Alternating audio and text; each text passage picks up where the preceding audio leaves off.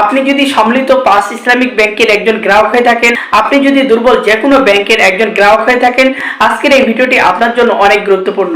কারণ আপনারা হয়তো অনেকে আমাকে চিনেন। আমার একটা বড় চ্যানেল ছিল, আমি সেই চ্যানেলে নিয়মিত ভিডিও আপলোড করতাম। বর্তমান সময়ে কিন্তু আমাকে অনেক হয়রানির শিকার হতে হচ্ছে এবং অনেক হুমকির শিকার হতে হচ্ছে।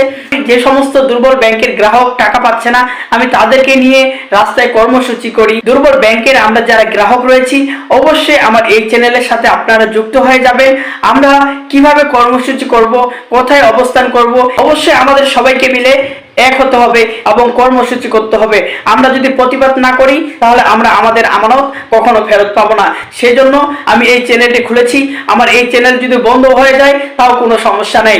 আমরা যারা দুর্বল ব্যাংকের গ্রাহক রয়েছি, আমরা আমাদের সবকিছুর বিনিময়ে আমরা আমাদের আমানত ফেরত চাই। আর অবশ্যই পরবর্তী ভিডিওতে আমি আলোচনা করব যে আমরা কোথায় কর্মসূচি করব এবং কোথায় আন্দোলন করব। ধন্যবাদ।